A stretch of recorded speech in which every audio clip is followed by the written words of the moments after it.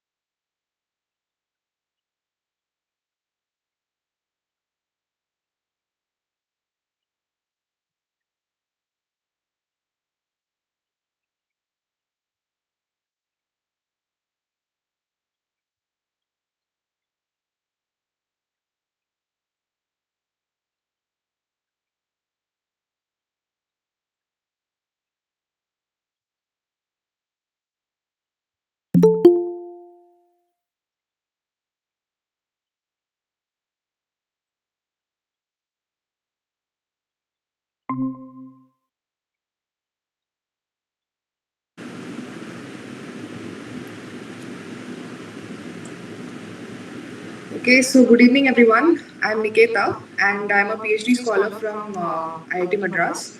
And this will be our third live session for the course Basic Environmental Engineering and Pollution Abatement. So all of you know that we'll have three live classes in parallel. One will be happening on Saturdays and two on Tuesdays. So this session is going to be from 6 to 8. There's another session going on which is from 7 to 9. So you can attend whichever one you want based on your convenience. Okay, so today I'll be just giving you a brief of whatever lectures you have watched during this week's course, and then we'll be solving some problems, and we'll also be looking at some MCQs. Okay, so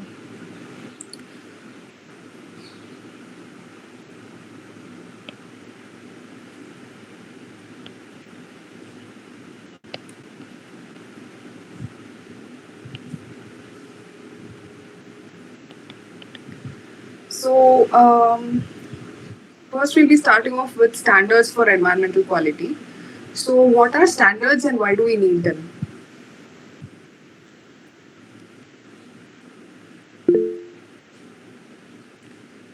Yes, someone has an answer. Someone has raised their hand.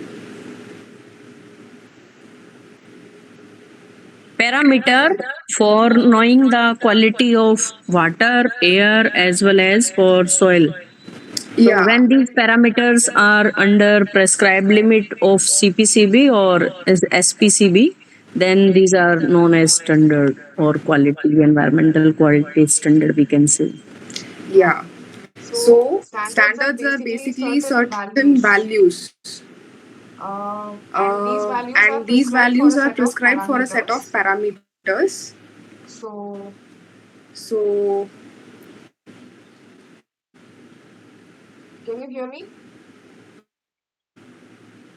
Yes, ma'am. okay. So I think there is some connection issue. So that's why I asked. Okay. So standards are basically certain values of parameters that are prescribed by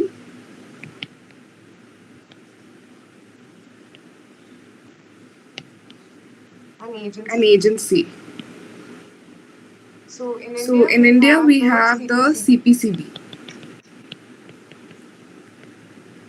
and at the state level, we have the State Pollution Control Board. And in other countries like the US, they have the US EPA or US Environmental Protection Agency.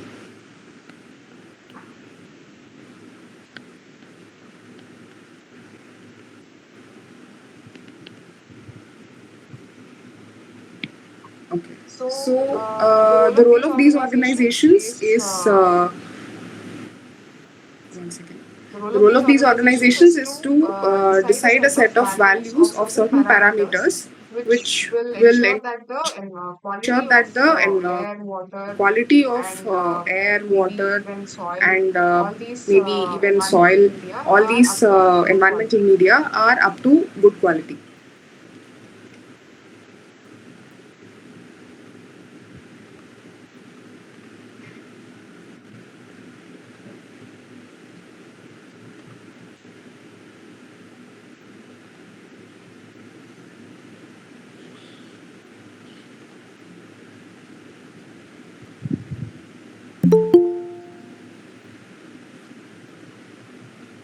Okay. And examples for some environmental quality are maybe you have drinking water standards, which is prescribed by the CPCB, and then you have wastewater discharge standards.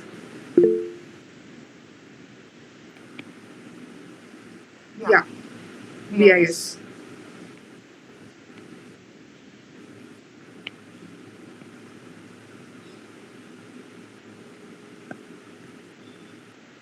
And then you have the air quality, which is given under NAAQS.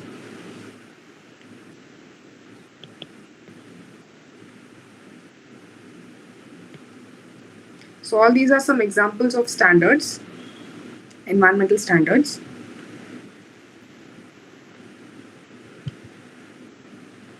Okay. So first coming to the water quality standards. Water quality standards can be divided into three categories.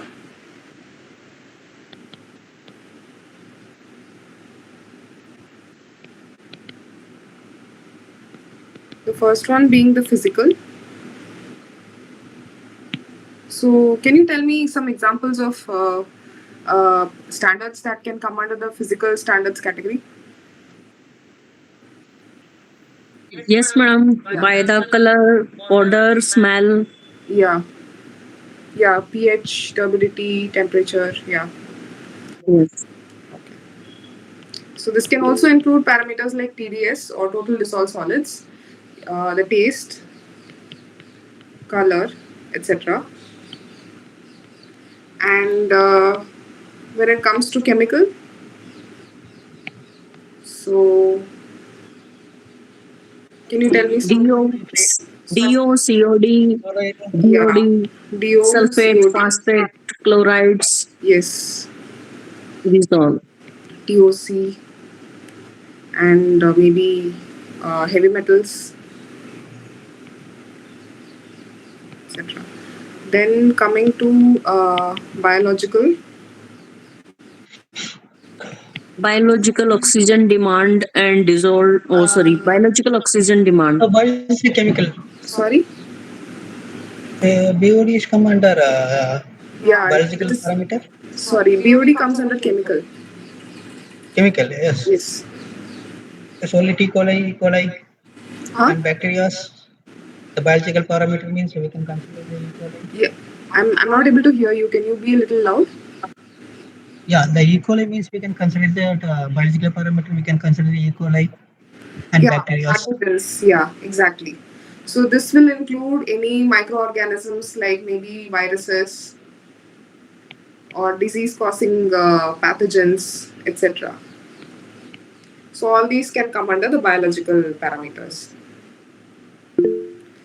Okay. Excuse me, madam. Yeah. I have a query. Yeah. BOD include in biological parameters or in chemical? No, no, Because in it's see BOD is nothing but the demand for oxygen.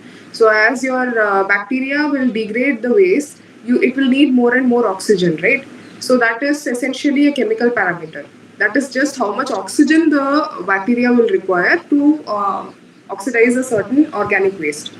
madam, during practical exam, when we say, do the experiment for BOD, we prepare a means a you mean say when we prepare a culture, then we check that there is biological growth arise in that sample or not. So. Uh, I think there's a slight confusion. So BOD is different, and culture. I mean that. I think you're talking about the MPN test or the most probability number test. So yes. yeah, in that test we measure the count the colonies. So that is. I mean that is what that comes under the biological parameter. So that we use for checking the E. coli concentration. So that will come under biologic. So I was telling you about this test for, pathogens, right? So Yes. this will include the most probable number test or the MPN test, in which we measure the E. coli colonies. Yes. Yes. Yes. Yeah, this will come under biological parameter. But If question will be there that BOD under chemical parameters or biological parameters, then we will say chemical parameters in yeah, under. Okay, yeah. thank you.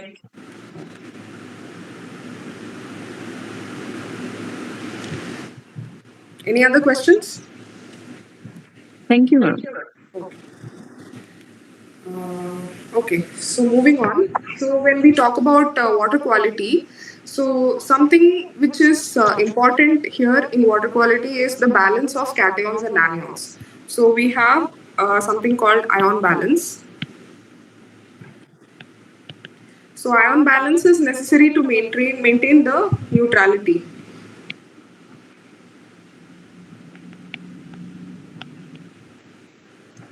So what this means is that your sum of your cations should be equal to the sum of anions.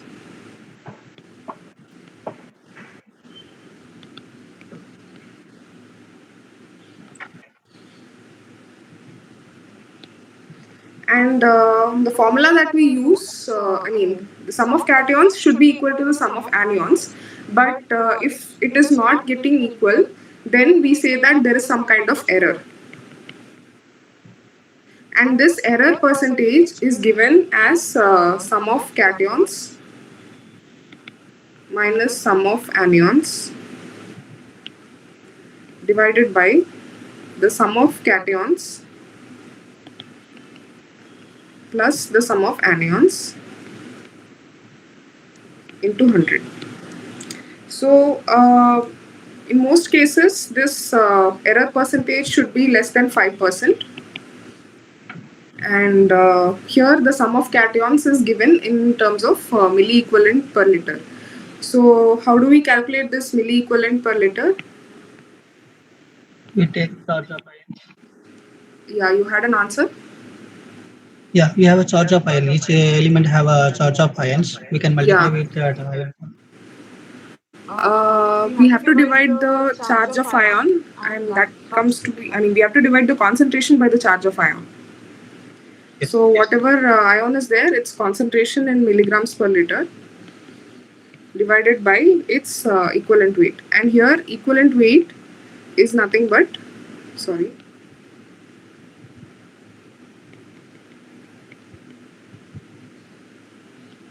equivalent weight is the atomic or molecular weight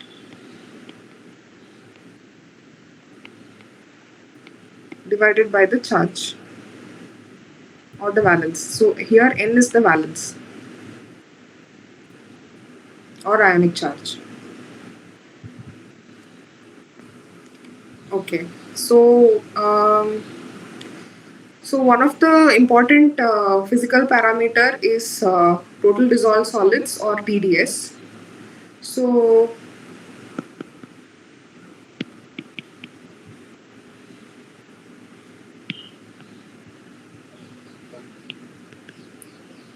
can you tell me what is TDS?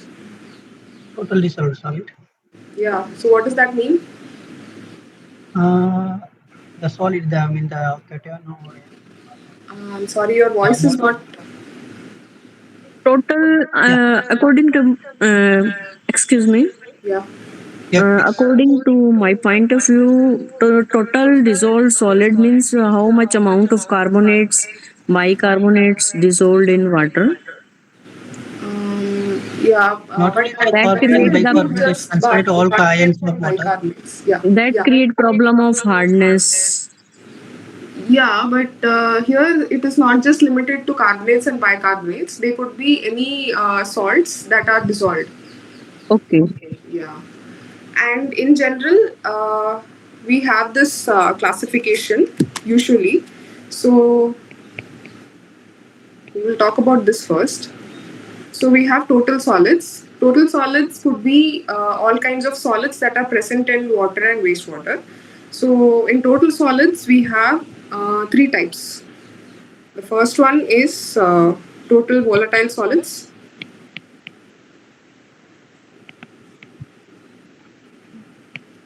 And then we have the total fixed solids.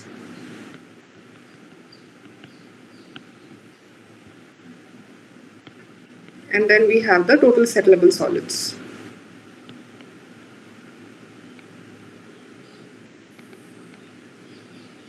It means the suspended solid. Generally, we call this. Sorry? Yeah, the total settlable solid means total suspended solid. Correct? No. Yeah, this is different from suspended solid. So generally, suspended solids remain suspended in the solution, but settlable solids will settle down easily. Okay, so mean the sedimentation. Content. Sorry? It's mean the sedimentation content, correct? Yeah. So this, for measuring this, we need an instrument called an Imhoff cone. So it's basically a structure like this. So it has a conical bottom, And usually when we pour wastewater in it, the sludge will settle at the bottom.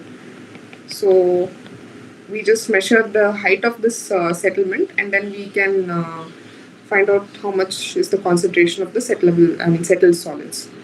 Okay, so Okay. that's out of the scope of this class.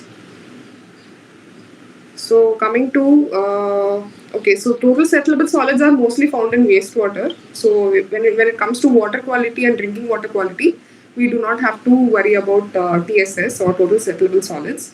So the other two total volatile solids can be further classified into volatile dissolved solids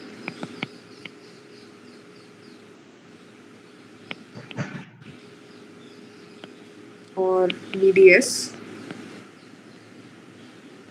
and volatile suspended solids.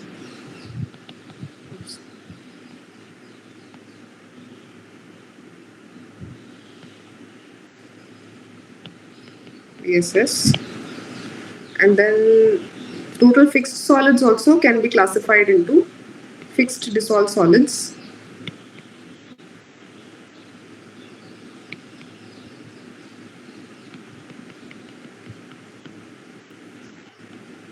and fixed suspended solids. Okay. What do you mean the total fixed solid? Is it Yeah, defined? yeah, I'm coming to that. Okay, so we have seen what are settlable solids. Now we'll see what are volatile solids and fixed solids. Now, Yeah. generally, you know what is a volatile substance, right? Anything which can easily become vaporized. So anything that easily becomes vaporized is, that is called a volatile solid. And fixed solid is something which does not vaporize easily. So usually for finding the total volatile solids, we usually heat the water sample to around maybe 150 degrees or so, and then we measure how much change is there in the weight of the sample. And fixed solids are those that are not easily volatilized, that are left behind after the volatile solids evaporate. Is it clear now? I mean, the actual procedure for the volatile. Yeah, can I Sorry. go? Yeah, the actual procedure for the volatile sample. We heat the water by the temperature in the temperature of 150 degrees Celsius. Yeah. So when you are boiling the water above the 100, get evaporated. No, sorry, So it's not 150, it's 105. 105. Okay. Yes. Yeah. Okay. Thank you. Yeah. So at 105 degrees, So how long it will even it is the 105. If you are boiling the water more than okay for a certain time period, it will completely evaporate. Okay. After that, there was some amount of sedimentation or salt, something will be there. So that will be considered as a volatile solid. yeah, so I think I'll get back to your question later. Is that okay? Okay. Okay. It's okay. No issue. Okay. So we have total volatile solids and total fixed solids. So the basic difference between this is that volatile solids evaporate faster, and those are the solids that are volatile and they evaporate, and whatever is left behind comes under the category of fixed solids. Now, volatile solids can be either dissolved or it can be suspended. Now, how do you find suspended solids? So, suspended solids, they are, solids that are just suspended in the water sample. They don't settle and they don't dissolve. So, they are generally like suspended in the water. So, this also makes the water appear muddy or turbid.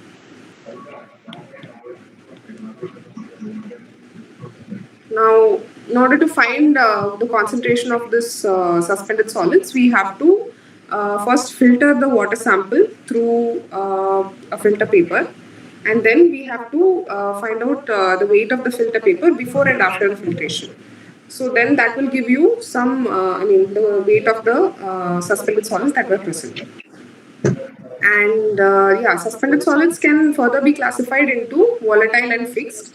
So whatever solids I mean, suspended solids were there, in that also some will be volatile and some will be fixed. That means some will vaporize easily and the others remain fixed. That means they don't vaporize. I mean, they don't vaporize. So yeah, that is VSS and FSS.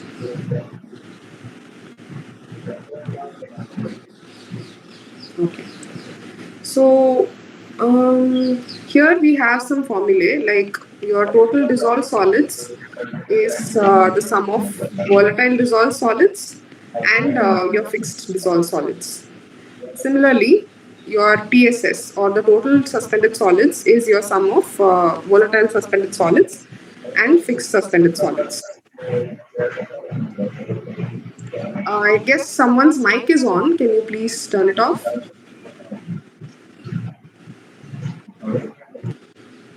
Thank you. Now, why do we have to measure the total dissolved solids? What is the significance of it?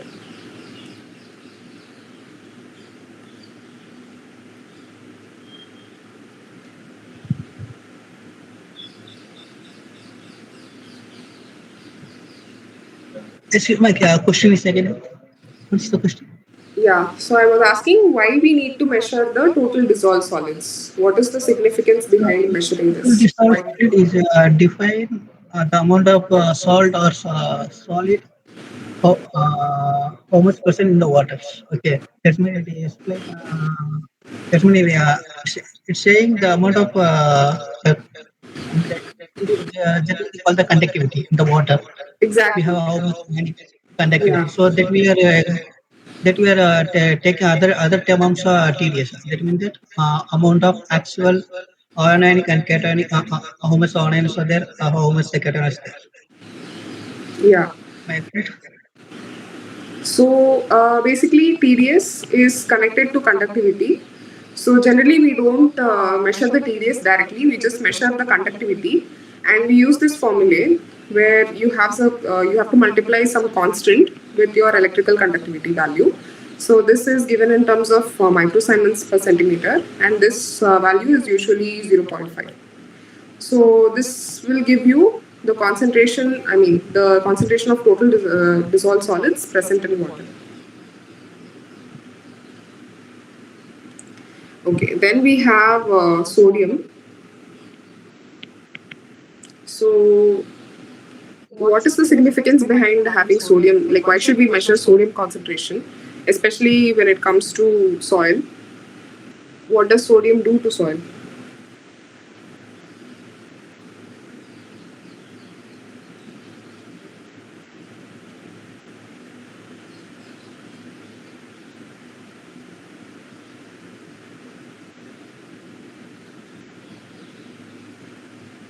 Any answers?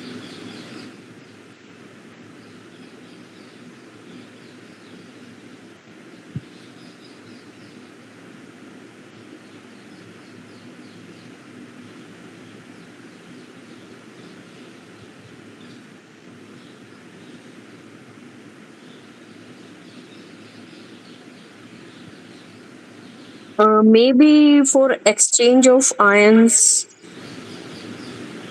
Uh, sodium exchange with um, I in mean, water. So we intake of sodium, and by I think so sweat glands, when sweat is appear, sodium comes out. So we have to detect the water which is potable. We should check sodium concentration. I think my question was not clear. Like I was asking about the significance of sodium in soil. So basically, when we have a lot of sodium in soil, the hydraulic conductivity of the soil gets reduced. And in the previous week's lectures, you would have seen like what is hydraulic conductivity. So basically, it is the ease with which the water flows through soil.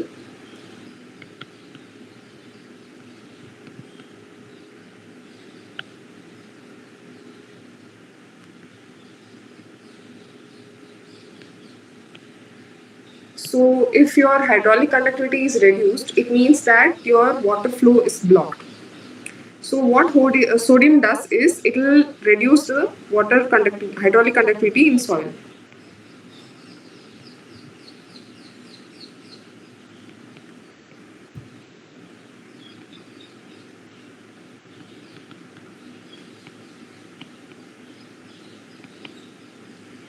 So what happens when there is less hydraulic conductivity?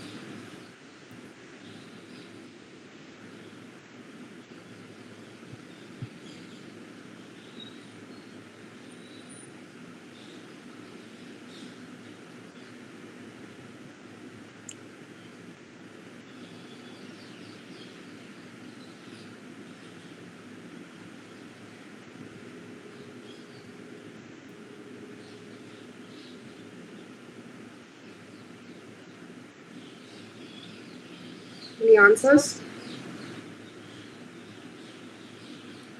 Why is hydraulic conductivity important?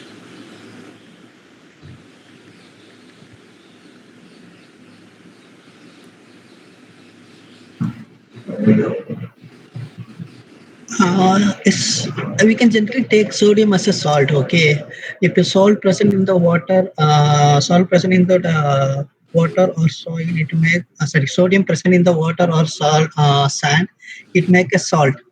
Suppose if you are getting the potable water line or our municipal tap water line, where was the sodium amount of sodium is present, there we can find the salt precipitation on the line. So it may Yeah. so it make some deposition on the pipeline or potable pipeline or municipal pipeline. Okay. That's why we have to maintain the sodium level on the water or the hydraulic Actually, here we are not talking about water. We are talking about Mhm. sodium in soil. soil. Yeah, soil. So it make the corrosion on. No, not really. So we are talking about hydraulic conductivity, and we are saying that sodium is reducing the hydraulic conductivity. So you all know groundwater, right? So groundwater is subsurface water. So there are water stored inside aquifers, and the interconnected aquifers will have a stream of groundwater flow.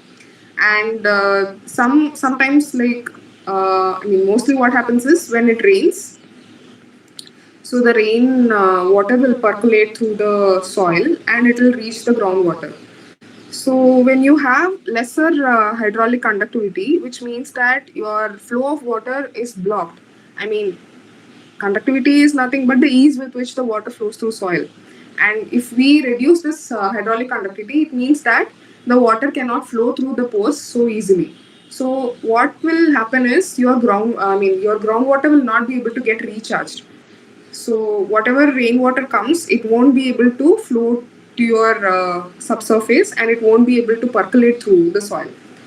So this is why this is caused by the presence of sodium. So excess sodium will reduce the hydraulic conductivity, and this affects our groundwater storage.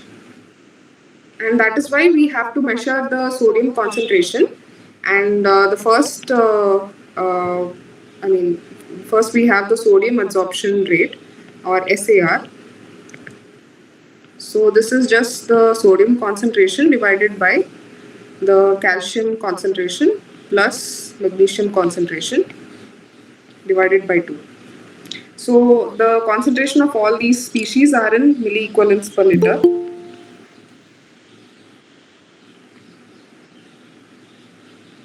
And generally, it's this value is kind of, it should be less than, in India we consider that the SAR should be can be more than 26 also, because sometimes what happens is during monsoon season some of the sodium will get washed away. So in that case our SAR will be almost zero. So that is why we should have a higher SAR value. So even if we have a higher SAR value, it doesn't really matter, because anyway in the next monsoon season some of that most of that sodium will get washed away in water. And then we have the sodium percentage.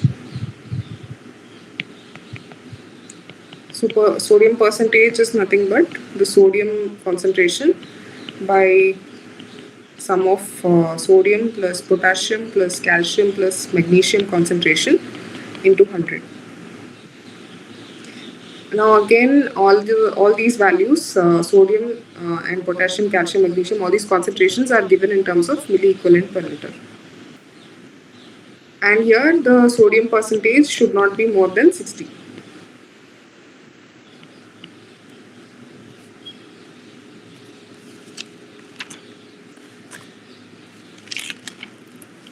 And then we have the residual sodium carbonate.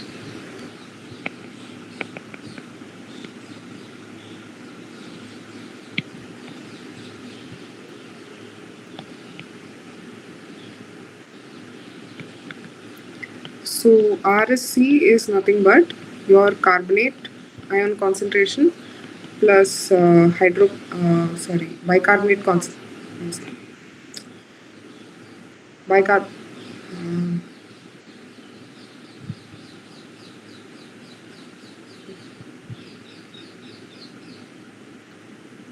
I think there is.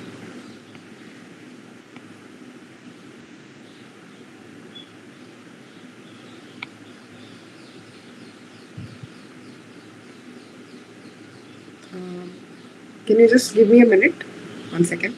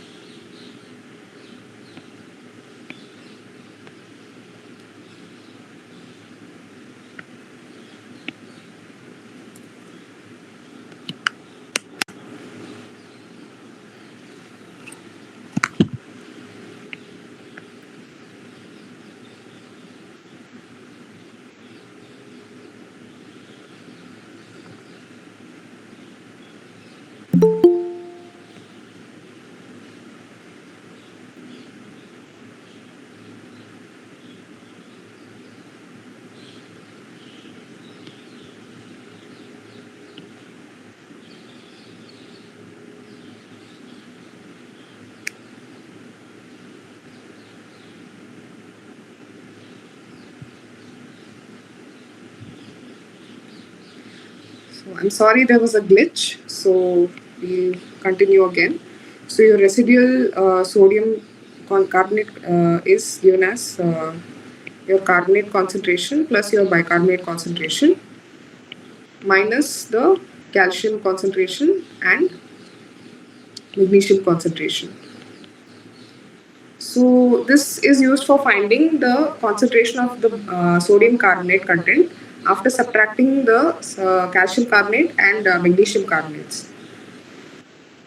So we assume here that equal amounts of calcium and magnesium will react with carbonate and bicarbonate. So these are three methods that you can use to find out the sodium concentration in soil.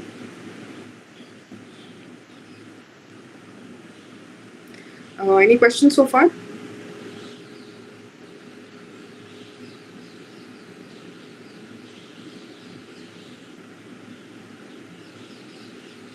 Madam, is there some value for RSC, residual solid carbonate?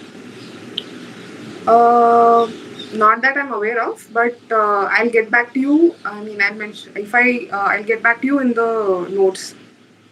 Like I'll upload this in the notes and I'll share the Google folder link with you.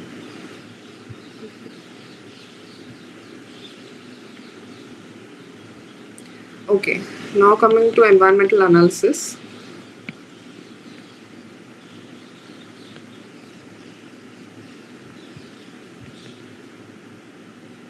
So, what do you mean by analysis? What is analysis in general?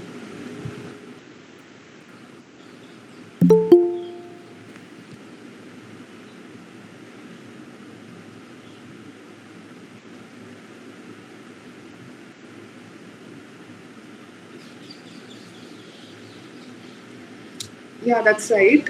But I was asking, what is the meaning of analysis? You're telling me the types of analysis.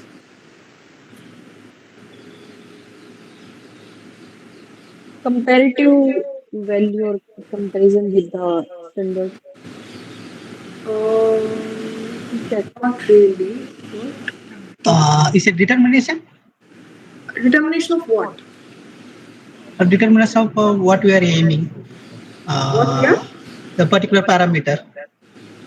Yeah, The particular basically. parameter. Yeah, analysis means nothing but testing. Testing. Yeah. Correct. Yeah. So when we say analysis, we say that we are testing the sample, and whatever analyte that we want, we are going to determine it. Right. So that is analysis. So analysis is usually performed on analytes. So analytes are substances or parameters. No, analytes are basically substances that are determined.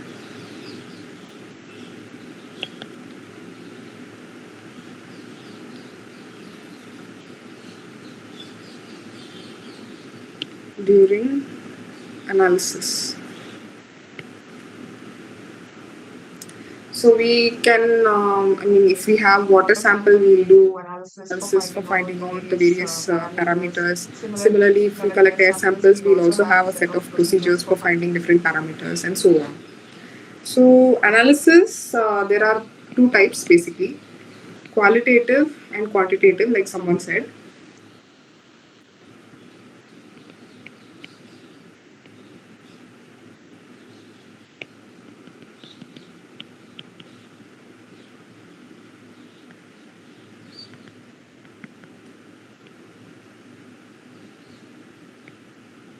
So can you tell me what is the difference between qualitative and quantitative analysis? Qualitative mean you are finding the composition. Some water sample or something is there. We are finding what are the composition of them. Quantitative mean how much amount of the parameter have. Yeah, so qualitative analysis will only tell you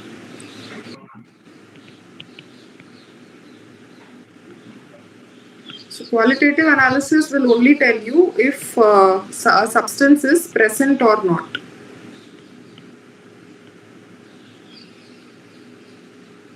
Okay.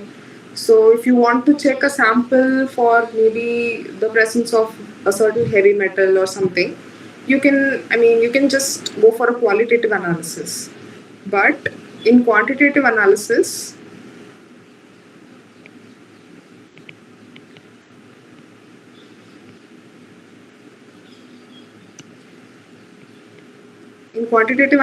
you can find the concentration of the particular element or analyte.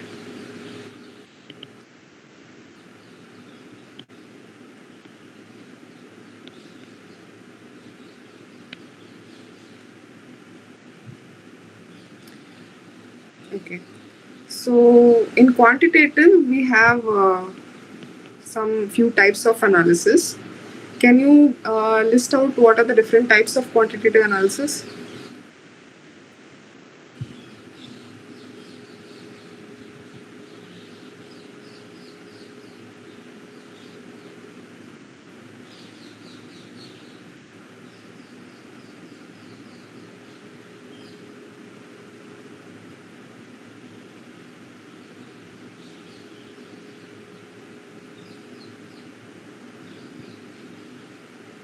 What are the different types of quantitative analysis?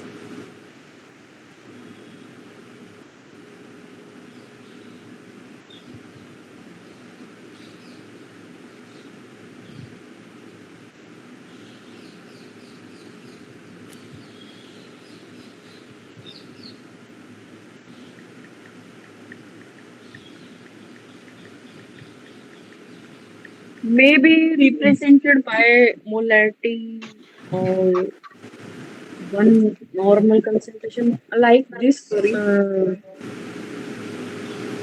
Hello. Yeah. Light molarity, normality. These may determine the concentration of how Yeah. much salt dissolved in water. Yeah, but like we generally have three types of quantitative analysis. First one is volumetric. Yes. So when you want to find the concentration of a substance, you just use titration, Yes. like how we do for finding the dissolved oxygen or DO content. Yeah, and then we have gravimetric. Can you tell me what is gravimetric?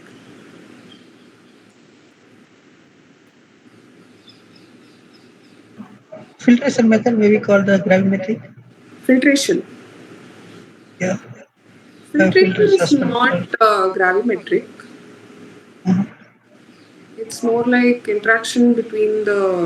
I mean, it's more about the particle size. Mhm. Yeah.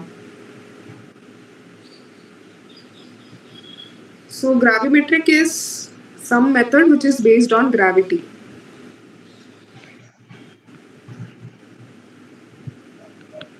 Okay.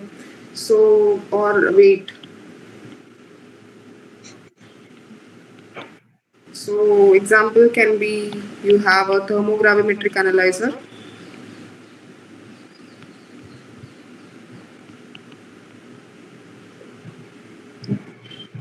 So in this instrument, what you do is you put your sample inside and then you heat it at different temperatures. You just keep on escalating the temperatures, and maybe you just reach a high temperature of around 600, 700 degrees, and then you find out what is the difference in weight. So the difference in weight is because of loss of volatile substances, loss of water, etc. So that will tell you how about the properties of the material. So this is one example of gravimetric analysis, and then comes instrumental.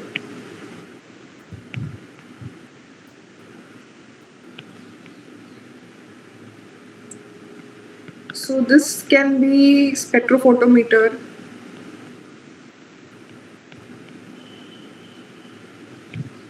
Yeah, HPLC. Basically any chromatographic instrument.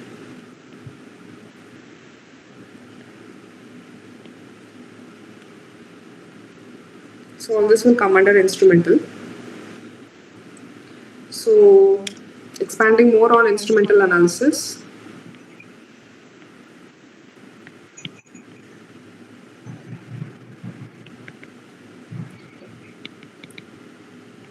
We have electrochemical methods.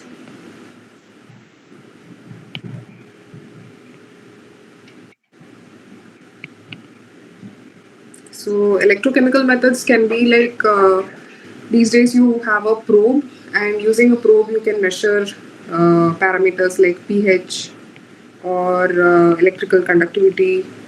You can even measure the oxygen reduction potential or ORP, oxidation reduction potential. Sorry.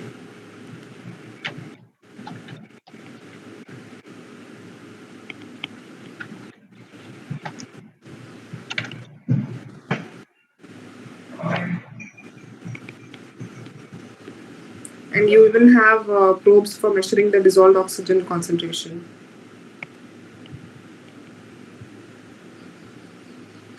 Then comes chromatography. We'll discuss more about this later.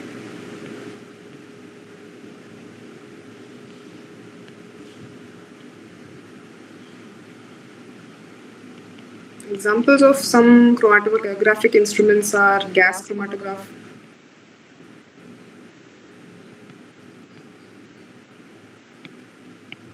and liquid chromatography.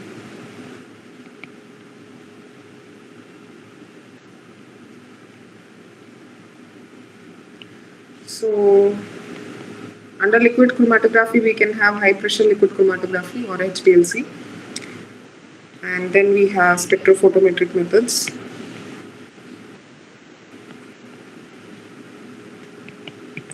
So this can be examples can be UV visible spectrophotometer.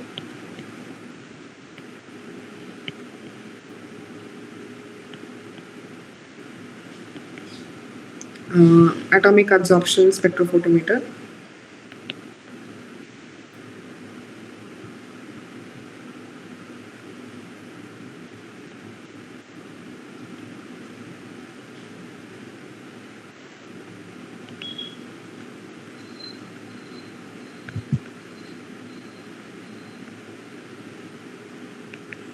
And Fourier transform infrared or FTIR. So all these are examples of spectrophotometric methods. And can you tell me one advantage of instrumental methods over other methods?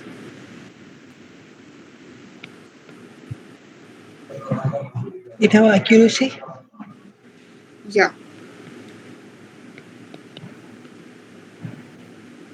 and easy to analyze. I wouldn't say easier to analyze, but yeah, definitely it is more accurate. Because if you go the traditional method, we have to prepare lots of content.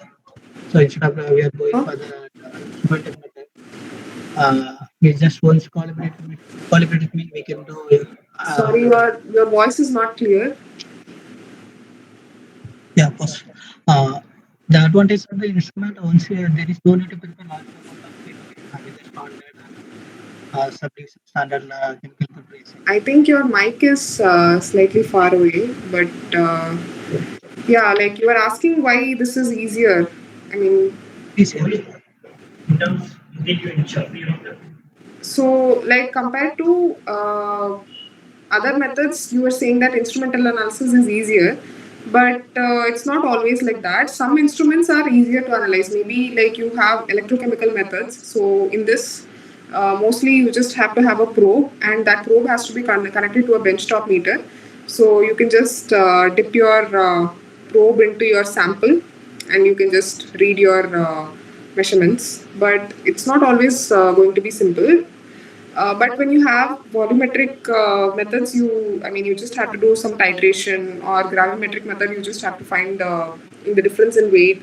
Whereas instruments like chromatography and spectrophotometry instruments, they have a complicated and complex operating process. So that takes some time also for getting the analysis done. So it is not easier to analyze, but it is definitely more accurate. And even for low concentrations, instrumental analysis will work.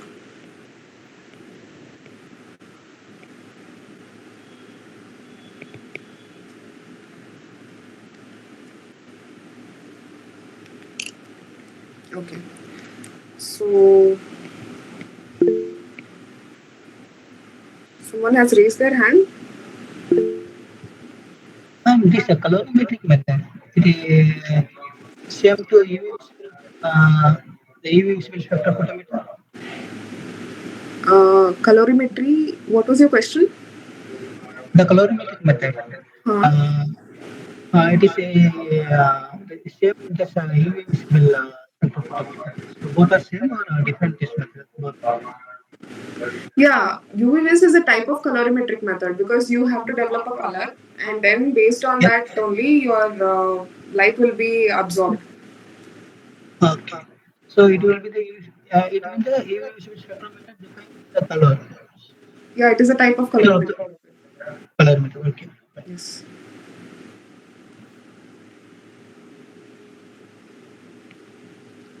Okay, so coming to gas chromatography.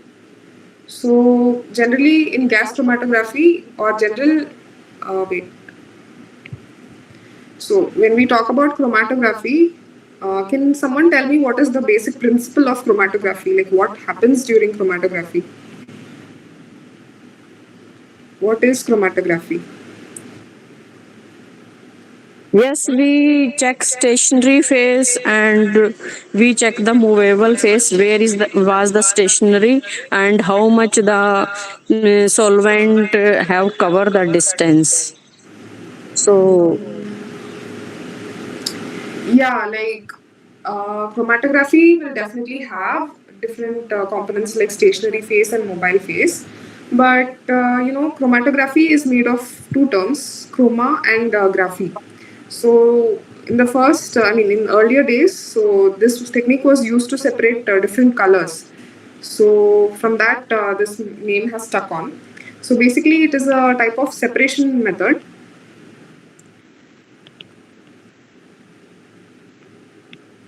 which is based on the partition or the affinity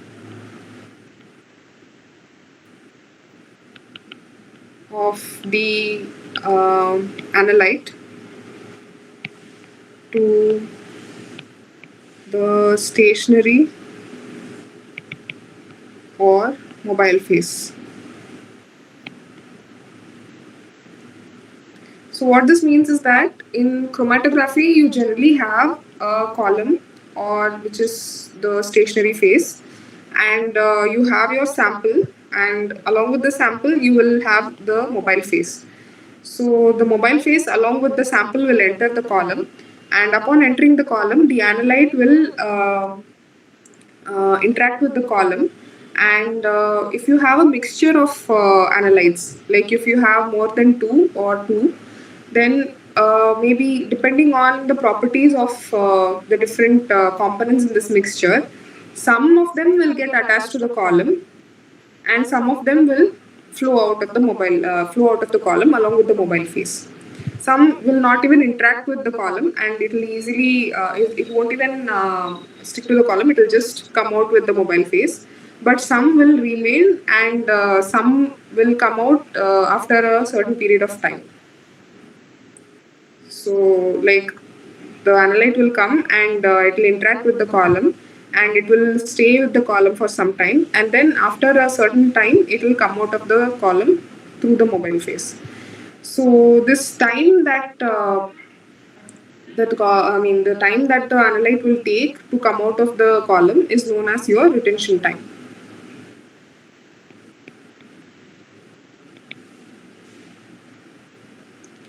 So, so when I said like the analyte will come out at a certain time, after it comes out, we have a device here which is called the detector. So the work of this detector is to detect the concentration or detect the analyte as it comes out of the column. So this is how chromatography works. So you separate two mixtures by using a stationary phase and a mobile phase.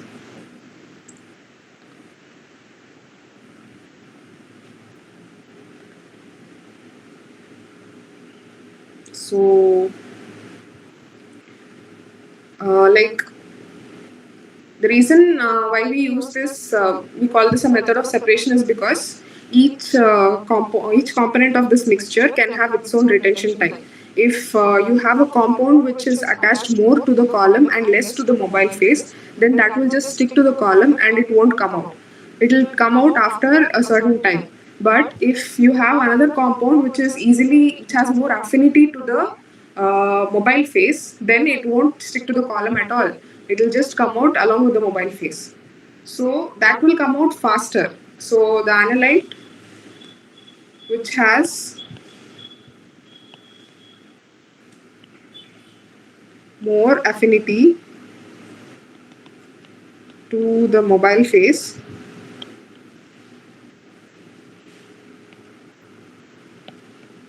will come out faster. And the analyte with more affinity to the column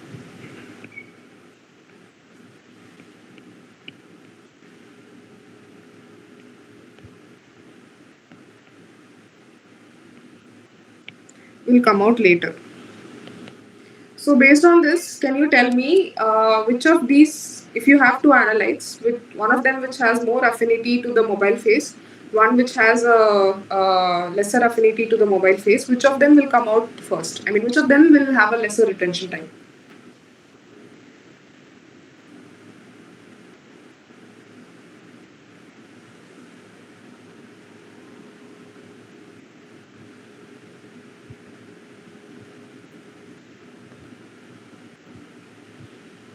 Is my question clear?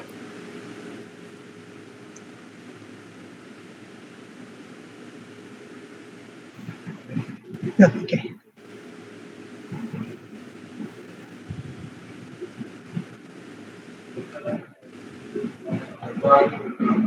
Is my question clear? Yeah, okay. Clear. Yeah, so I was asking which analyte will have a lesser retention time? Something which has a more affinity to mobile phase or something which has lesser affinity to the mobile phase?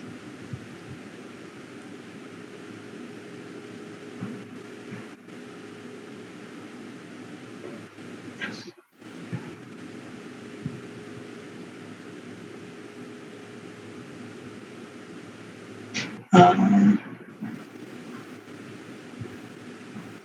Stationary phase have a more retention time. Okay, it will take time to absorb or separation. Yeah, something which has more affinity to the mobile phase will take some time to come out, and therefore its retention time is going to be higher than the analyte which has a lesser affinity to the stationary phase. Yes.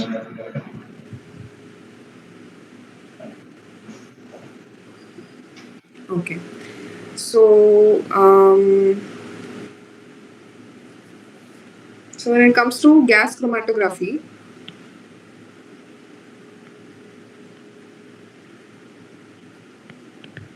the mobile phase is some inert gas like helium, and the stationary phase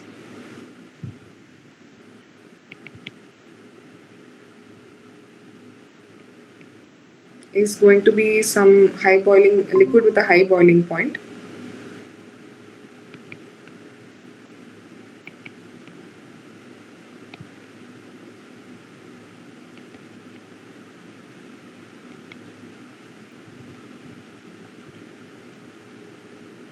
And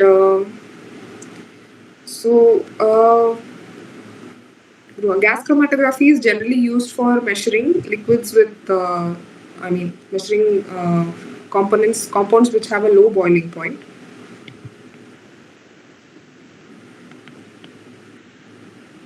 Which can vaporize easily and turn into gas.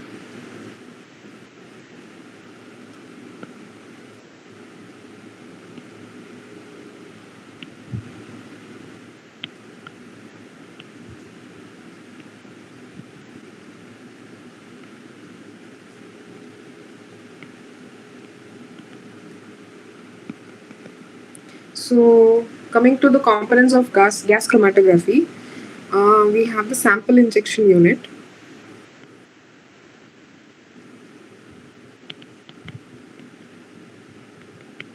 So this is where we inject the sample, and usually it is injected into a stream of the mobile phase, which is a stream of inert gas. And so here, before it travels to the column, we have to ensure that it evaporates.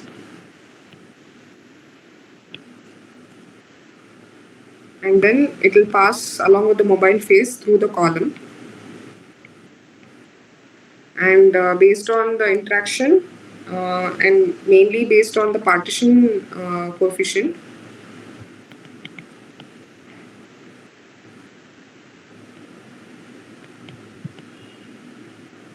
it will separate into different, it will come out at different times.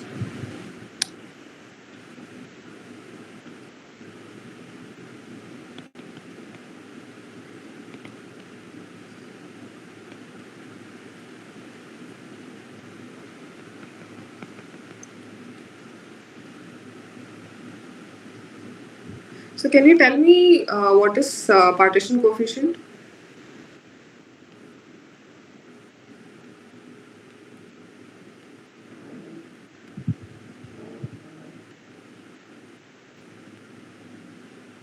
I was just telling you about how, like if an analyte has more affinity to the column, then it will take a longer time to come out of the column when compared to some compound which has more affinity to the mobile phase.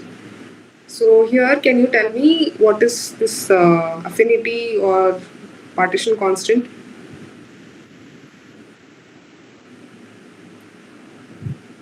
Partition means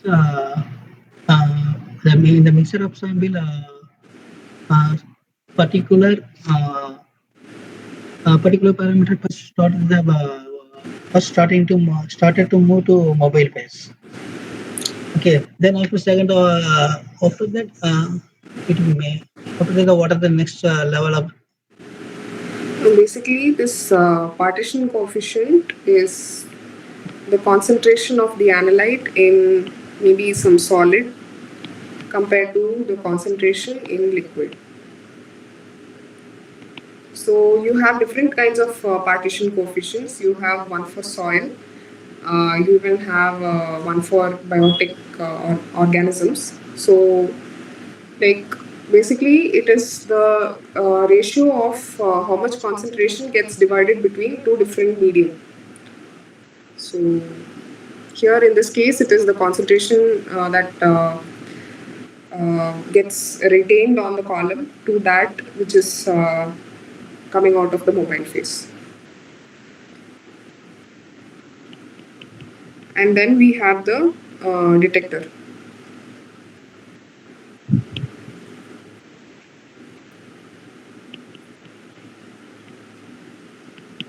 So there are many kinds of detectors, like um, maybe you have UV or RID, or maybe even this mass spectroscopy, MS. So there are different kinds of detectors. And so this partition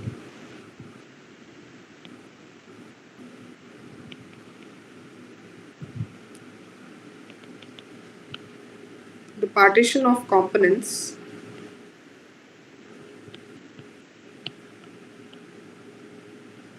that are in a mixture will depend on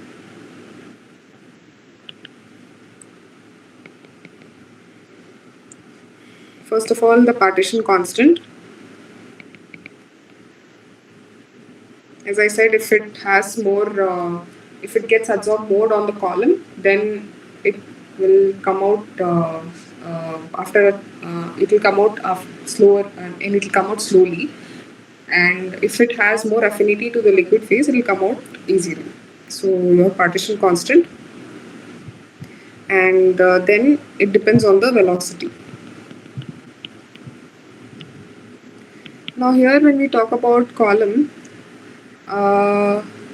so the mobile phase will, along with the sample, will be flowing through this column, right? So how do we control the velocity of this flow?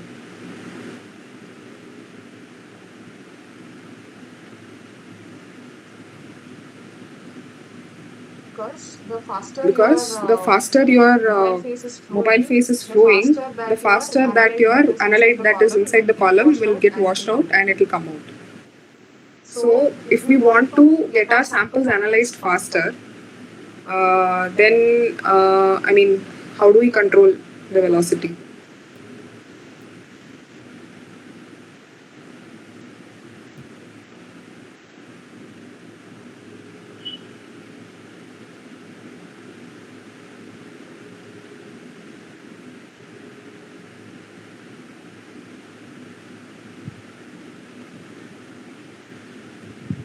So there is something called a flow rate. Do you know what is flow rate?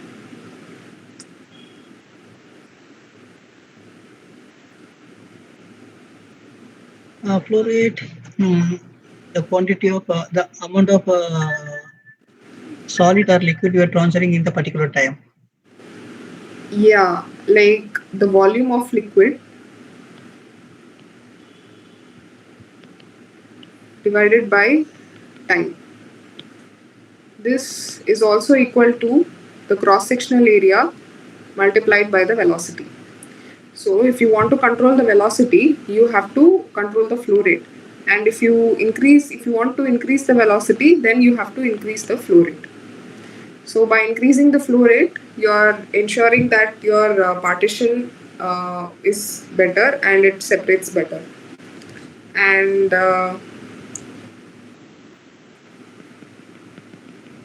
by increasing your flow rate, you are basically changing the time taken for the compound to come out of your column. So if you have a retention time of maybe 5 minutes at a certain flow rate, you can just increase the flow rate and make it even lesser. Like maybe you can make it come out of the column within 1 or 2 minutes. And then this partition, so this partition constant, this one depends on the temperature, the mobile phase, and the stationary phase.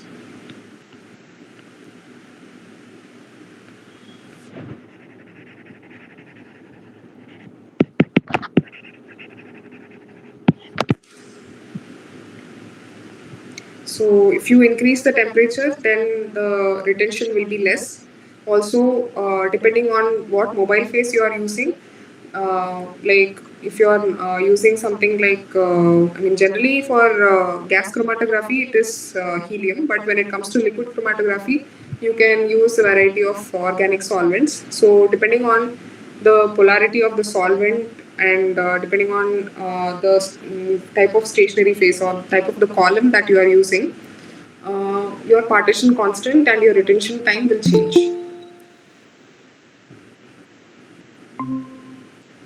Okay. So then we have different types of GC columns. The first one being a packed column. But it is an old type of column. And then we have the capillary column, which is new and it has a better sensitivity.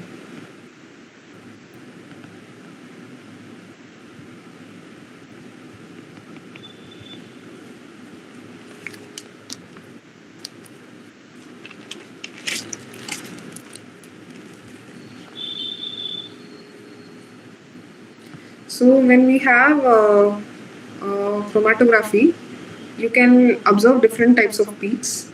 So on the y-axis, you will have time, and on the x-axis, it is usually intensity. So sometimes you will have peaks that are like this, that are somewhat broad, and you can also have peaks that are sharp.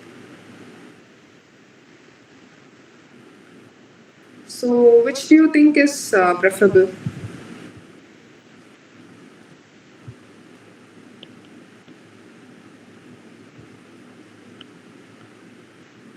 Both.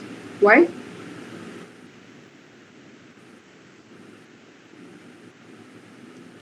Uh,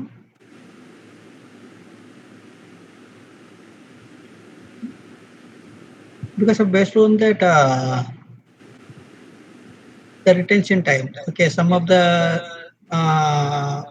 parameter it take more retention time, so which will be first it will come less. Some of the end it will have a fast retention time, so and have a more concentration. That's why the peak, the initial level peak will go high. Okay, the second stage, the low mobile phase have the less concentration, so it will come the small peak. No, I'm not asking about the intensity. I was just asking, like, here we have a broad peak, like, which is like this. And then we have a narrow peak here, which is very sharp and narrow.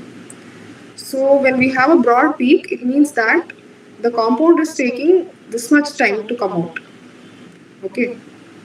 So compared to a smaller time, the broad peak will means that the analyte is taking a longer time to come out, which we are not desiring. So generally, we prefer narrow peaks that are sharp in nature because it means that the analyte is coming out all together and it is coming out at the same time instead of just being in the column and then coming out slowly. So if it comes out slowly, it means that it has a higher chance of retaining in the column. So that is something we wish to avoid, and we prefer narrow and straight peaks. And this also means that the instrument is the analysis method, and the instrument is sensitive for your analyte.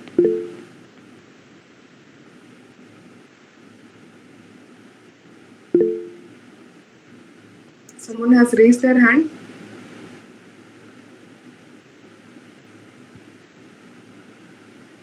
Do you have a question?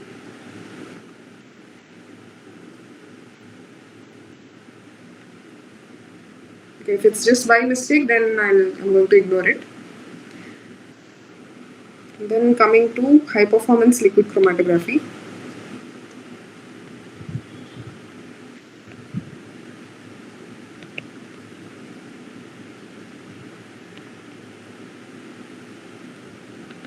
So can you tell me what is the difference between liquid chromatography and high performance liquid chromatography?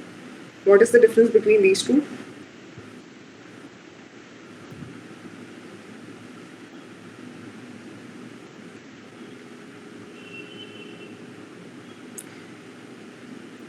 To give you some introduction, both of them are liquid chromatography methods, meaning that both of them have a mobile phase which is liquid,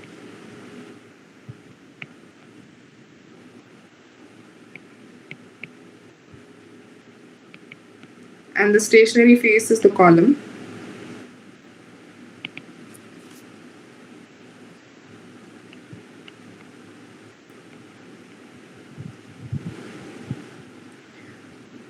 But there is some difference between LC and HPLC. So can you tell me what it is? Someone has raised their hand.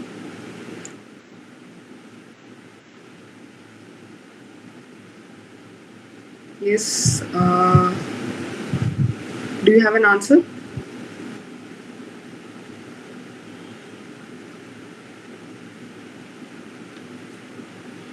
Okay, so liquid chromatography is. Hello? Yeah. Hello. Yeah, Are yeah. you getting my voice, madam? Yeah, now I'm Hello? able to hear you. Yes, HPLC have in which solvent may travel with high pressure, but Yeah, in LC solvent travel with gravity. exactly. So in HPLC, the mobile phase will travel under a high pressure.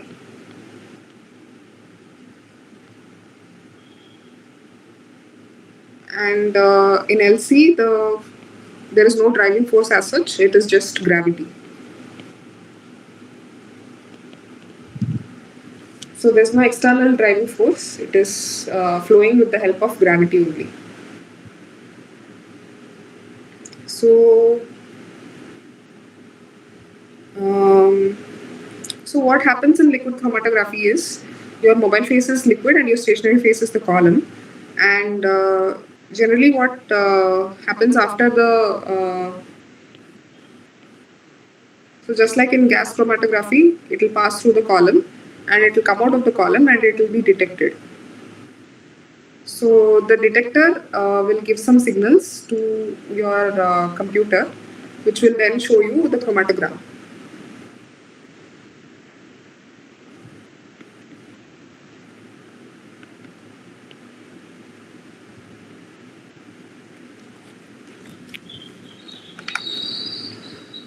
Any questions so far? Yes, ma'am. Yeah. There is any particular parameter only can analysis in JC, other mean this particular parameter only can analyze in HPLC. There is any particular parameter specific for that GC or HPLC? See, generally in GC we prefer samples that can vaporize easily, because since it's gas chromatography, we cannot use a liquid sample in that one. And generally, all these gas chromatography, liquid chromatography, HPLC, all these are generally used for organic compounds only. Okay. Yeah. Madam, excuse Especially, me. especially Excuse me. HPLC. One second. especially HPLC and liquid chromatography are used only for organic compounds. In gas chromatography, you can also analyze certain gases and organic compounds that can easily vaporize. I hope that's clear. Okay. Yeah, okay, ma'am. Yeah, someone else had a question? Yes, madam. I was asking same Yeah, thing. yeah. Okay. Thank you. Okay, is it clear now? Yeah, ma'am. Okay. So, moving on to spectroscopy. So, what do we mean by spectroscopy?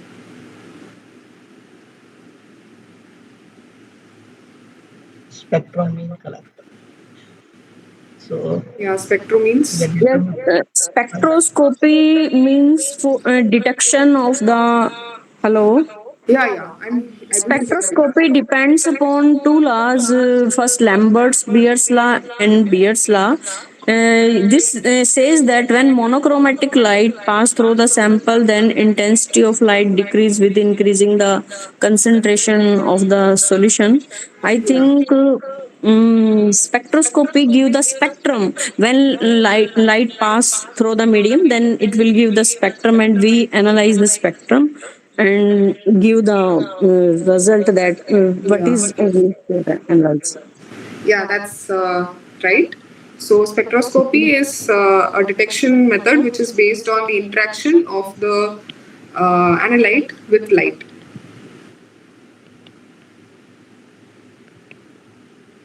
Or radiation. So, one instrument which uses this principle is the UV visible spectrophotometer.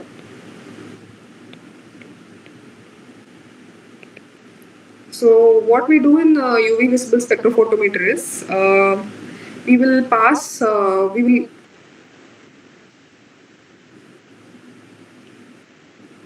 we will pass some light through this, and then we have a blank sample here, and then we have our sample, and then we have the detector here. So when certain wavelength of light passes through the sample, the analyte in the sample will absorb that light, and the remaining light will be transmitted through the sample. So whatever light is transmitted through the sample will be detected, and based on that, the concentration of the analyte in the sample will be determined. So, like you cannot have. Usually, we have if there is one compound, it will just analyze one wavelength, or at the maximum you can have two or three. But usually, we just stick to one wavelength where the absorbance is maximum.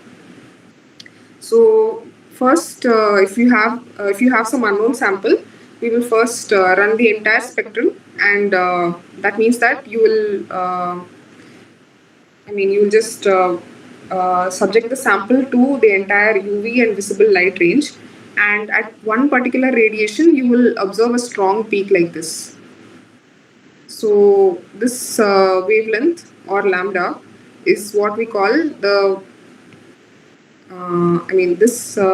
this particular wavelength is absorbed more by the sample. So then we choose this wavelength when we want to find out the concentration of this analyte. Lambda max. Yeah, lambda max.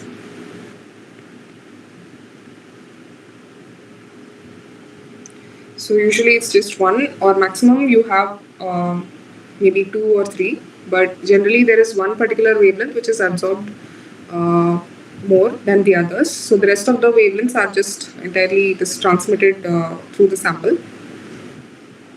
And based on the concentration of your analyte present in the sample, this intense based on the concentration, the amount of light that is absorbed will change. If the concentration is more, the absorption will be more, and if the concentration is less, absorbance is going to be less. So based on how much light is exiting your sample, we will find out how much concentration of that analyte is present in the sample.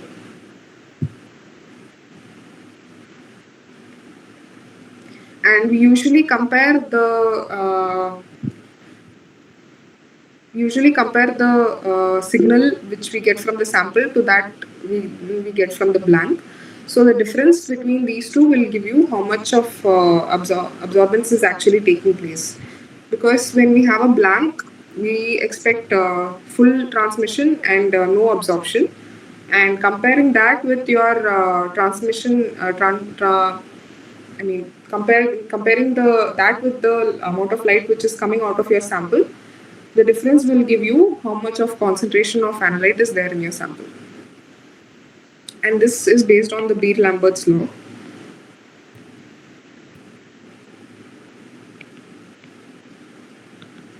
So, can you tell me the expression for Beer-Lambert's law? Someone has a raised hand. Hello? Madam, I want to know difference between the definition of Lambert's law and Lambert's-Beer's law. In Lambert's law, we says that concentration depends on directly with concentration of the medium. But in Lambert's-Beer's law, we says that it is the concentration product of concentration as well as thickness of the medium. So I want to know about concentration, how it different from thickness. Means what they want to tell. What about thickness? What they want? They don't want about concentration. Yeah. So, in Beer-Lambert's law, the expression is like this. So, you are asking why we have this term here. So, this L is the path length or thickness. Okay, path length. Yeah. So when we have light which is passing through your sample, so this, the distance that the light has to travel through your sample will, if you have a light with, if you have a larger path length, your intensity is going to reduce as light will travel through this. But if you have a lesser path length, then that intensity is going to be higher. So that will affect your measurement. Madam, path length is not inbuilt parameters when we are using the instrument. There is the source from which light is coming. Yeah, in most of the instruments, the path length is fixed. Like you Yes. can directly measure. So that has become standardized now. But generally, what happens if you don't have a UV visible spectrophotometer and you're just constructing an instrument of your own, then maybe you can vary the path length also. And depending on your path length, your intensity will also vary. Okay. Yeah. So that will affect your measurement. Thank you. So here we have log I by I naught, where this log I by I naught equals to eta into path length into concentration. So eta is nothing but your molar absorptivity.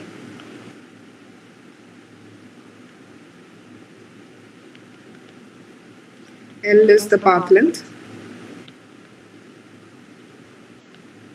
And C is the concentration of the analyte.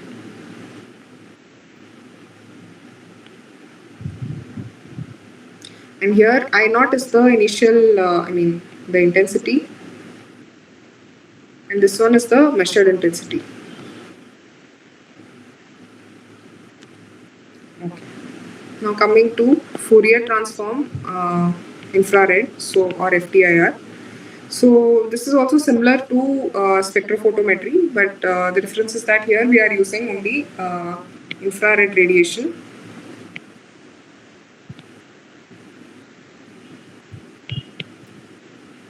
And here we get a pattern. So it is very similar to UV visible spectrophotometry. So here also when we pass the IR radiation, depending on the specific wavelength will be absorbed and the remaining will be transmitted. And when we check the when we check the transmitted radiation, we can observe some pattern. So this pattern is unique for each compound, and this technique will tell you the molecular bonds that are present. And it is used for mainly analyzing organic compounds. And this is a very sensitive instrument, so this can even detect small concentrations. Yeah. Someone had a question?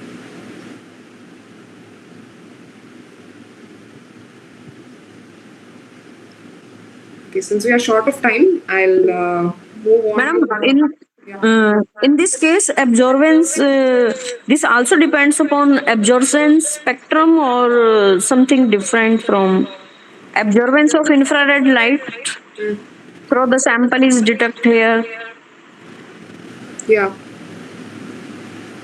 So FTIR different, how it different from HPLC? Some special difference is there, or we say that FTIR is more efficient as compared to HPLC. See, HPLC is a chromatographic method. So that is high pressure liquid chromatography. So Yeah. that in that separation will happen based on the affinity of the compound to the mobile phase or the stationary phase.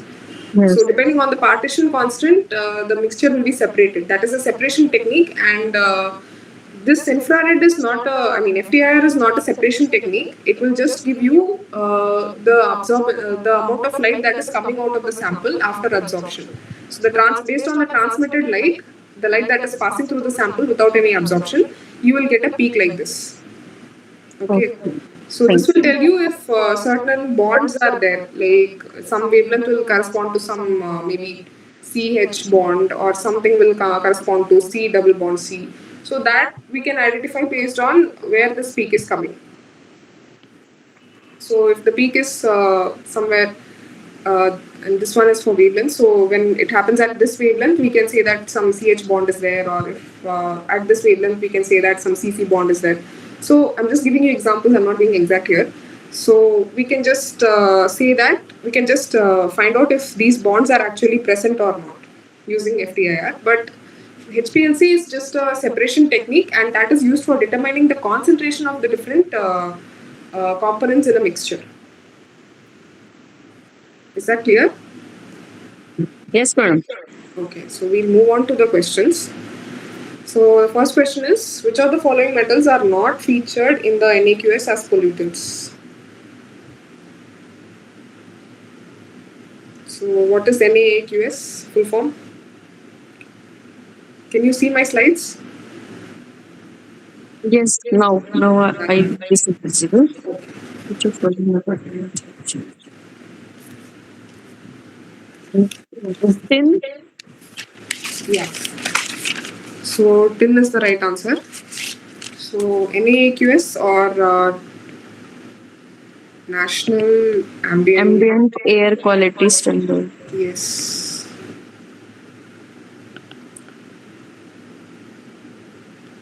So according to this, we have different parameters and values for different parameters are there, like particulate matter and like CO2, etc.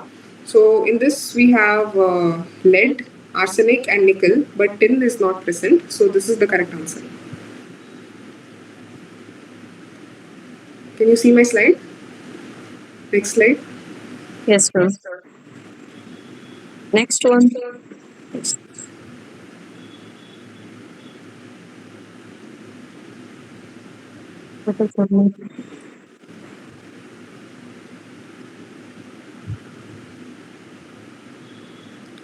Okay, so can you see the slide? Colloidal solids. Which of the following causes turbidity? Something Yeah. happened. Like, Are you able to see the slide? Yes, ma'am. Yeah. So you had an answer? Colloidal. Yeah. So turbidity is generally caused by the presence of colloidal solids, and these remain suspended in the solution. And basically, turbidity is where the light is scattered, and like if you have a particle, the light is scattered in different directions, and it is not moving through the path, straight path. So that is caused by the presence of colloidal solids. Which of the following applications of treated wastewater in India should have the lowest concentration of pollutants?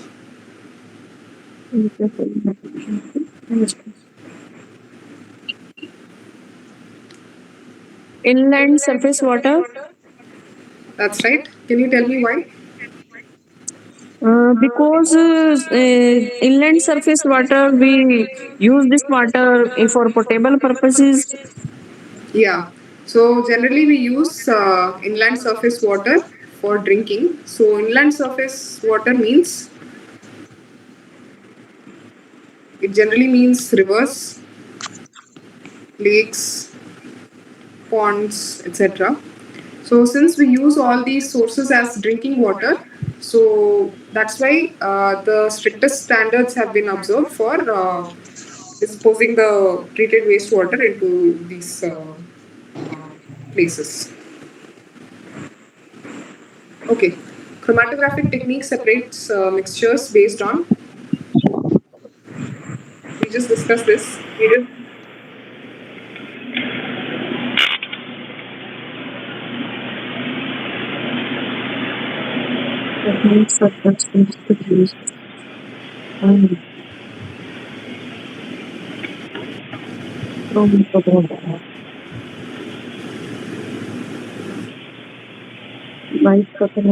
Partitioning behavior. Partial behavior. Partitioning Yeah. behavior.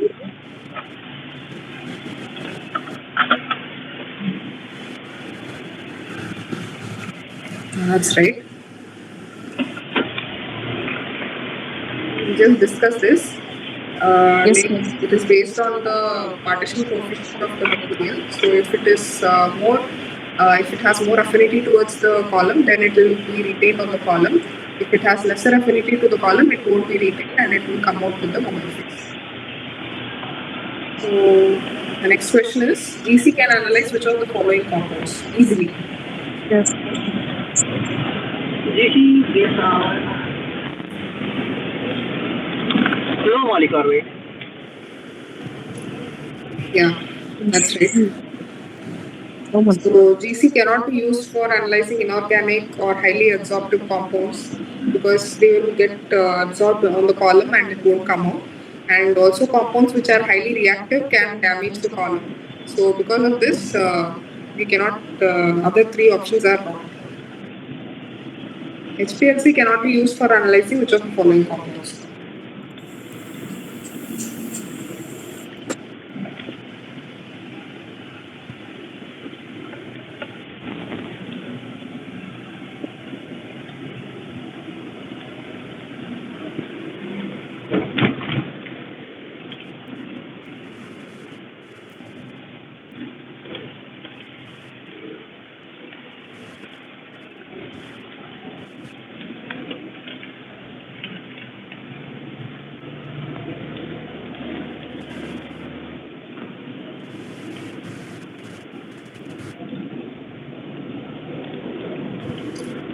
Can you see my slide?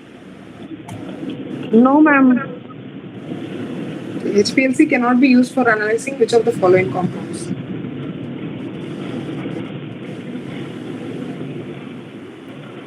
Non-volatiles.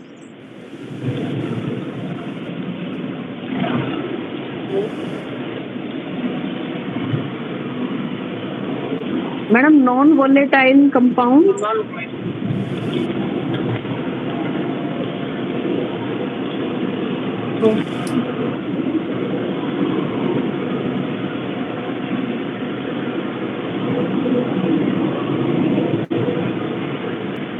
Anybody else?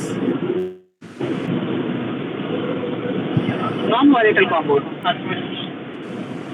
No, HPLC cannot be used for analyzing which of the compounds. So if you remember, HPLC is a liquid chromatography technique, and here the mobile phase is liquid, so the analyte need not be volatile. Okay, So generally we prefer something which is non-volatile only. So if you have a volatile analyte, there are high chances that it will get evaporated before it even enters the column. So hence we preferred, the correct answer for this answer is volatile. So HPLC cannot be used for analyzing volatile compounds generally. Can you please turn off your mic? Thank you.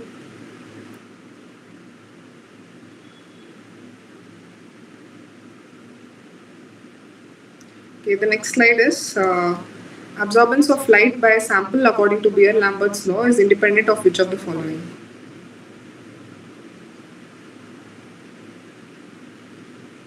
None of the above. Yeah, that's right. So Beer-Lambert's law is log I by I naught equals absorptivity, concentration, and path length. So since all these three are present here, intensity is there, path length is there, and concentration is also here. So, and this term here, log I by I naught, is absorbance. So since this is dependent on intensity, concentration, and path length, the correct answer is none of the above.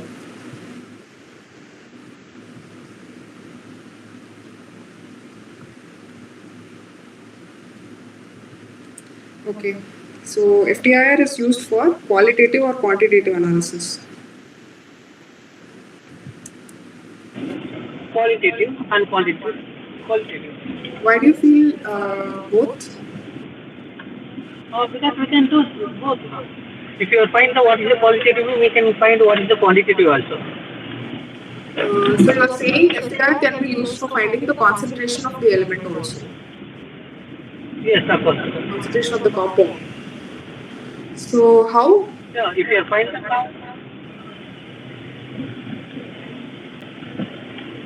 See, in FTIR we are not measuring the.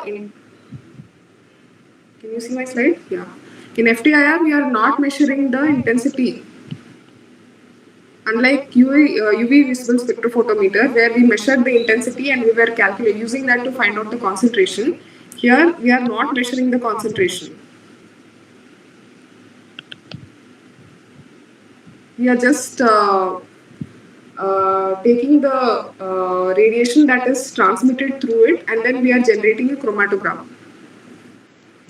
So in that we can just identify the compounds that are present, and to a certain extent we can find out whatever bonds are there between the molecules. But we can only identify these and we cannot quantify. So FTIR is a qualitative analysis technique. Is this clear? Yes, ma'am. clear. Sorry? Yes, clear, ma'am. Yes. Clear. Okay. Okay, so we'll solve some numerical problems.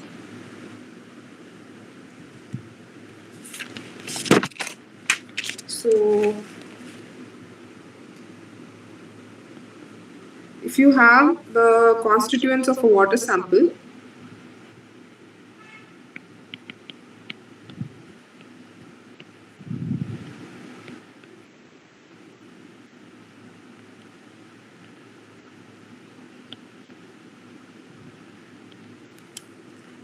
so here we have some concentrations of various ions that are present in the water sample.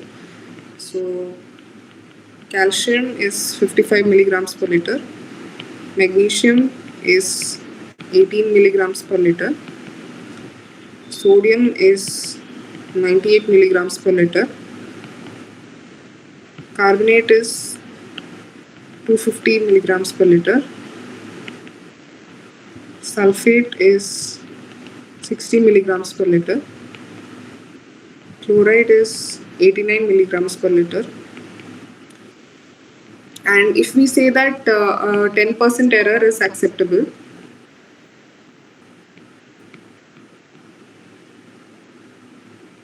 find out the error percentage. So what is the formula for finding the error percentage?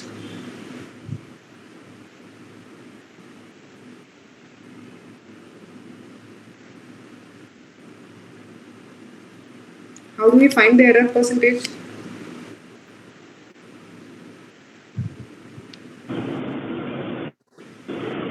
From some of the cations and some of the anions, we will make divide it and multiply with them. Yeah. The exact formula, I couldn't remember that. Some of the anion and cation we multiply and first, then we divided with the same anion and cation. Sum of anion and Find cation. the difference between the sum of cations and anions, and then we divide it by the sum of cations and anions, and then we multiply it by 100. Okay. So here, Before you said 5% only acceptable limit. yeah, I said usually it is around 5%, but in this question, the error limit is 10%. 10. Okay, got it. Okay. Yeah.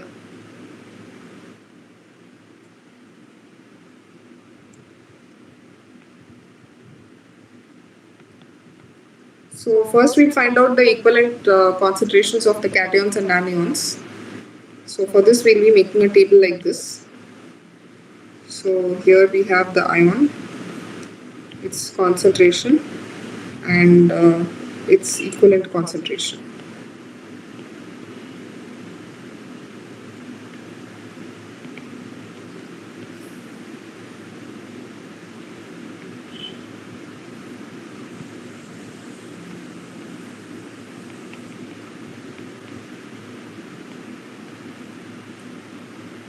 So first we have calcium. So the given concentration for calcium is 55 milligrams per liter. So how do we find the equivalent concentration?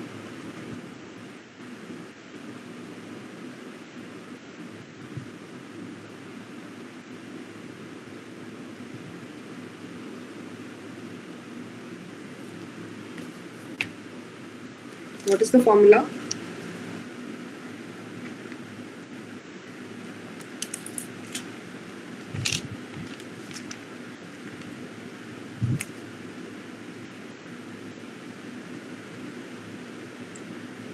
So equivalent concentration is the atomic weight divided by the valence or N. So what is the molecular or atomic weight for calcium? Ma'am, I couldn't see your window. Sorry? Can you repeat?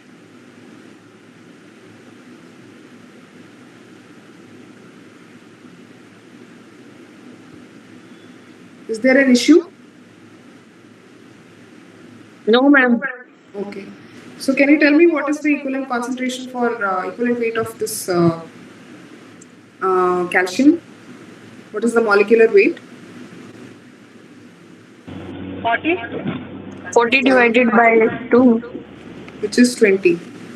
And coming to converting into milli equivalent per liter, we have the concentration in milligram per liter divided by the equivalent weight. I'm sorry, this is not equivalent concentration, this is equivalent weight.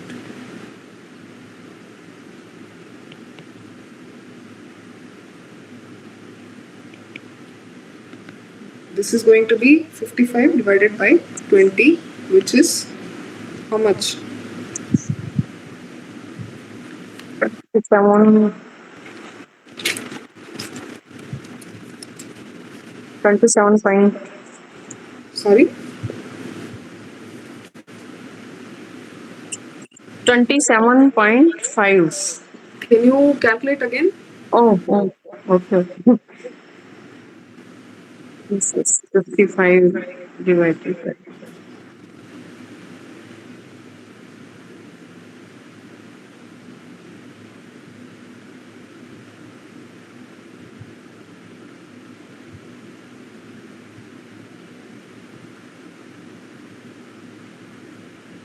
So the value is 2.75. yeah, 2.75. And similarly for magnesium, 24 by 20. 1.24 by 20. 1.2.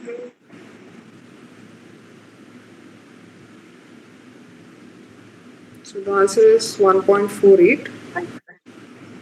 And for sodium, it is around 4.26. Similarly, for bicarbonate, carbonate, and chloride, the concentrations are 250, 60, and 89. And the equivalent concentration is 4.1, 1.25, and 2.51. So now we have to find the sum of all cations. So how much is this going to be? Can you just add and tell me the sum of all cations?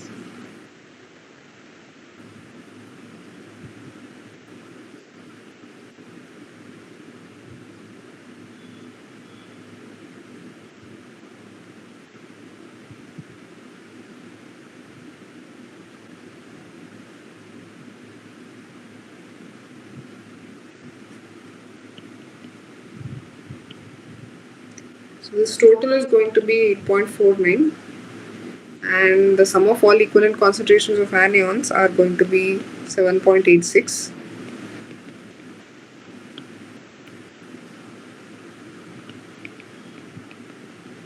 So the error percentage is going to be 8.49 minus 7.86 by 8.49 plus 7.86. This multiplied by 100. So can you tell me what this is?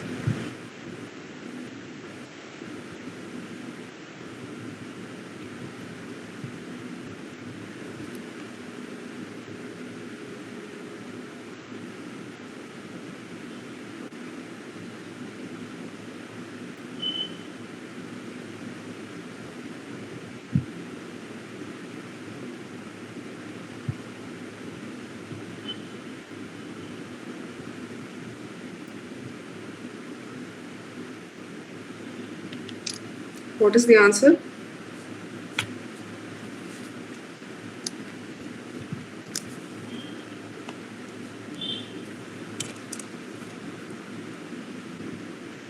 Okay, so it's going to be 8%. So is this less or is it more than the acceptable percentage?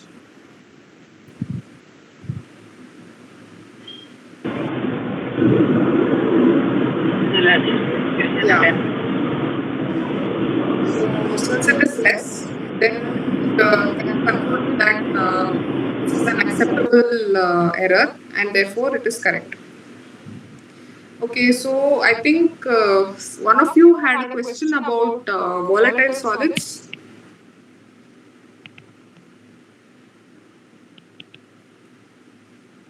Can you repeat the question?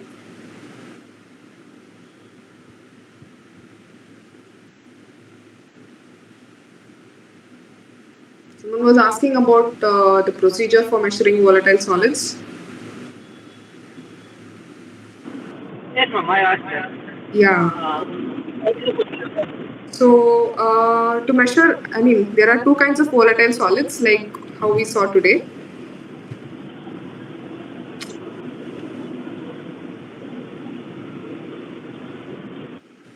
So one of them is the fixed volatile solids.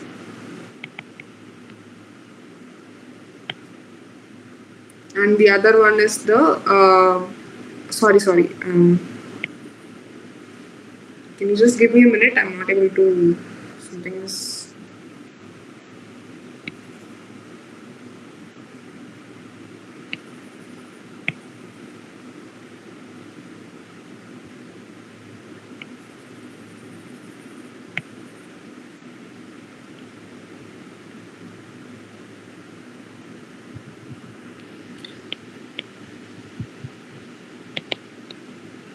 So in volatile solids, we have two types. The first one is the volatile suspended solids.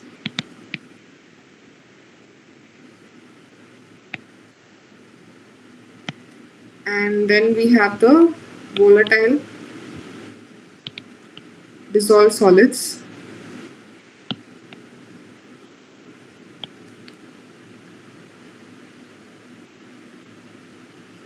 Can you see? Yes, I can see. Yeah. So first, to analyze the volatile solids, what we do is we will first separate the suspended solids from the dissolved solids. So in order to do that, we will filter the sample using a filter paper, usually around say 0.45 micron filter paper. So after we filter the whatever suspended solids are there, so suspended solids can include both volatile and fixed. So these suspended solids will be retained on the filter paper, and whatever dissolved solids are there, they will be at the they will be in the sample itself. So basically, you are just filtering and removing all the suspended solids. And the suspended solids are a combination of volatile and fixed suspended solids. And you are asking specifically for volatile suspended solids, am I right? Or volatile dissolved solids? Both. I will ask both. What is the temperature and how long it will take? Yeah. Yes.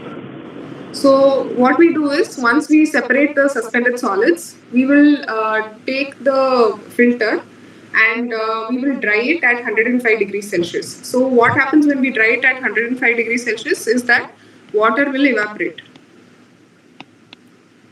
So once your water evaporates,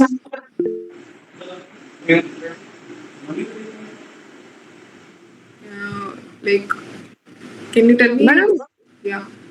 is some particular temperature for volatile dissolved solid also? No. I'm coming to that. So